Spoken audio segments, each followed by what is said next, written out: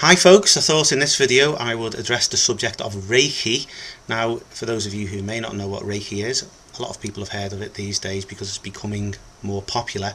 But for those few of you who haven't heard of it, Reiki is basically a system of laying on of hands for healing. Now, it falls under the broad umbrella term really of the New Age movements. If you go to a New Age fair, you'll find people who will be promoting this. Next to tables on paganism and Wicca and witchcraft and shamanism and all that kind of stuff, you'll find someone who is promoting Reiki, or you'll find literature about it. You'll find your local neo-pagans or Wiccan working with you in your place of work, probably has been involved in it in some way or other, had some sort of contact with it, or is certainly aware of it. Now, the first time I came across this practice was between 1995 and 98 when I was living in Nantwich, Cheshire, and I was doing my theological degree. Part-time I was working in a shop, but the boss of the shop was into this thing called Reiki. So I asked him about it. I didn't know anything about it at all, and he told me he was a Greek Orthodox Christian, and he did go to a Greek Orthodox church at times, usually for special events, weddings, funeral, that kind of thing. But I was quite surprised when he told me about this, because I'd never heard of it. But when I started examining it a bit more closely, I was a bit disturbed, to be honest. And I'll tell you why in a moment. But this video is really for people who are flirting with the idea of Reiki, who are experimenting, wondering about it. Maybe you've just started it. And I just want to make this video to give you guys an informed decision. I'm going to tell you things that you might not know about, and then it's up to you. And I'm not going to be using Christian sources here. No. I'm going to be using the Reiki's own literature. This manual here is from a Reiki master called Stephen James Culshaw.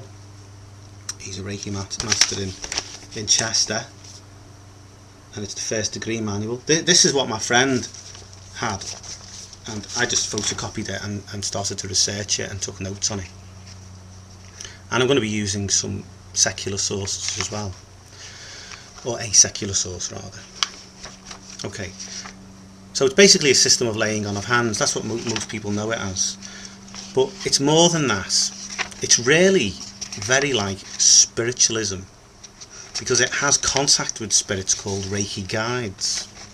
Now, I'm going to show you some stuff in this manual here. And it's on page 11. It says, "Another experience often encountered is that the recipient can feel your hands are in contact with different areas of the body, and it seems as if there are several people working on the healing. This can be caused by a number of reasons." Now, it gives a few reasons there, but it's this one here that sort of like slipped in amongst the various reasons. "Divine beings called Reiki guides sometimes assist in the healing." Okay, so you've got these Reiki guides assisting in the healing, laying their hands on your body alongside the Reiki master. Some people are surprised by this because there's only one person in the room, yet they can feel other hands on their body. I think it might be useful just to show this page as well here of the process, the laying on of hands there. Some more things.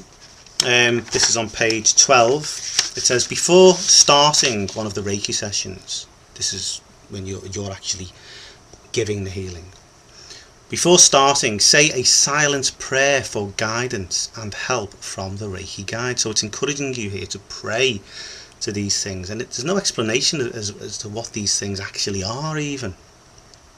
Then you can end the treatment by silently thanking these guides. So we're talking about guides and spirits here. Can you see how it's like a form of spiritualism? Okay, and then there's this process called attunement, which basically sort of changes the vibrational level of you and your aura by rewiring, is the word that's used here, the subtle energy channels in our finer bodies through transmission. Now, talks about a number of things that you do here, placing the Reiki symbols on the person's body, and the procedure is performed by the Reiki master, but controlled by universal wisdom and attended and guided by astral Reiki guides. So here they are again. And it says at the bottom, this is page 17, once Reiki is activated by an attunement, it is always with you. Even if you reject it, it says, even if you reject it and just dismiss it as foolishness and never have anything to do with it again, it's going to remain with you, and you can come back to it at any time because it's there. It never goes. It doesn't leave you. It's like this thing is stuck with you. You're stuck with it. Once you've got this, you're stuck with it. And presumably the Reiki guides as well. So these are like forces that are beyond the Reiki master's control. So just to recap, Reiki guides are present at this thing called attunement. They are called upon, prayed to and thanked during a healing. Sometimes they are felt by those who are being healed with all the different hands on a person, and they are beyond the Reiki master's control.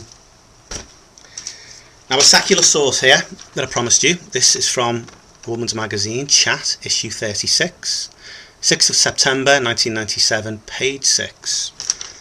And the article is entitled, I Speak with Forked Tongue. There's a picture of the lady there with her Reiki master. And she claims that she had some beneficial experiences with Reiki, but she said there was an unusual side effect. And I'll just read to you what it says at the end of this article. One afternoon I sat down, inhaled deeply and visualised the Reiki symbols. Then I felt heat soar through me. My body started to shake. Then this booming male voice suddenly filled the room. It sounded like a Red Indian chief from an old John Wayne movie. And you know what the scariest thing of all was? It was coming from inside me. I was speaking in a forked tongue. I tried not to, but I couldn't stop myself. Bathed in sweat, I phoned John Shango, he was the Reiki master who she had contact with, and was relieved to hear my own voice.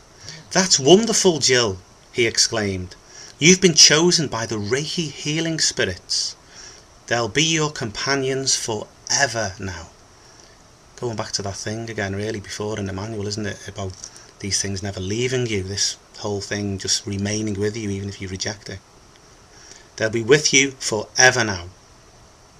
Since then I've had 35 different ones speaking through me. There's Dr. Yushi, the Japanese man who founded Reiki, Little Flower with their lilting voice, Chief Sitting Bull who always sounds angry, and many more. I can talk to them all whenever I want.